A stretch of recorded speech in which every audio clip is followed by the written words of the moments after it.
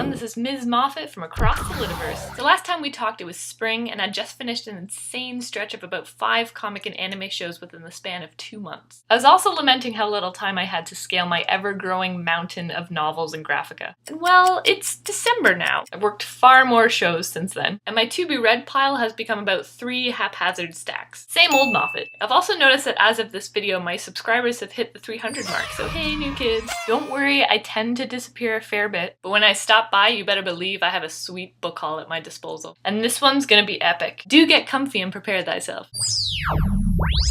Back in November, I was talking with a coworker about our weekend plans, and he was like, yeah, I'm gonna check out that book fair in Toronto on Sunday. To which my general response was, what, where, when? I love working with fellow literature junkies because that is how you learn about awesome book events. From November 13th to the 16th, the Metro Toronto Convention Centre hosted the Toronto International Book Fair, which was actually a bunch of Canadian publishing houses selling direct to readers, but whatever. And you better believe this bookworm was accounted for. First off, I stopped by Cheezine, which is a small Canadian publishing house that specializes in sci-fi, dark fantasy, and horror. I picked up Katya from the Punk Band by Simon Logan because I love punky sci-fi, especially when it has a Russian twist to it. The jacket copy describes the book as Jackie Brown meets the Sex Pistols, so not a tough call. Since I was also their first customer of the day, the kind folks at Cheezine also offered me a free book, so thank you for feeding my addiction. I opted for a dark, pulpy novel, and they gave me Every Shallow Cut by Tom Piccirilli? I probably butchered his name. I'm very sorry, but your book sounds super cool. I also stopped by Hachette's booth and found out that Amanda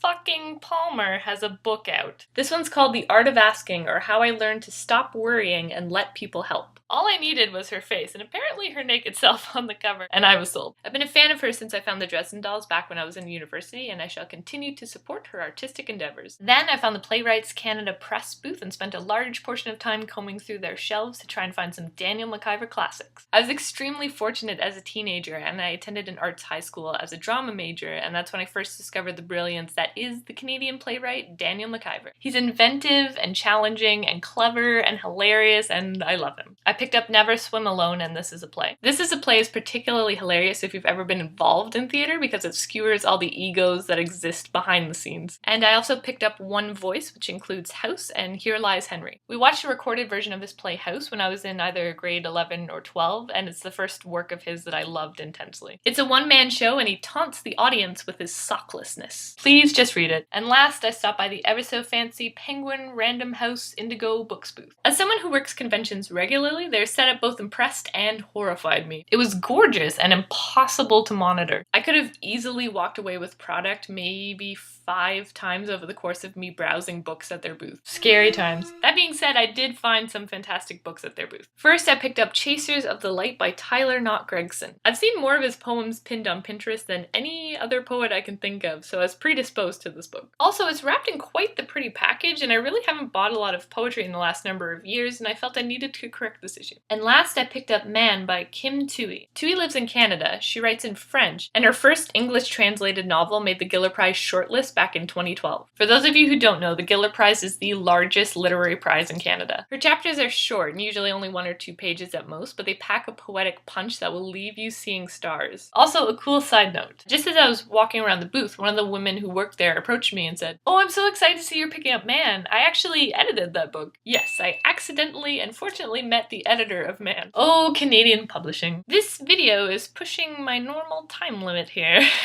I'm thinking 2 videos? Yes? I have Graphica slated for the next video, so come follow me down the rabbit hole. Signing off.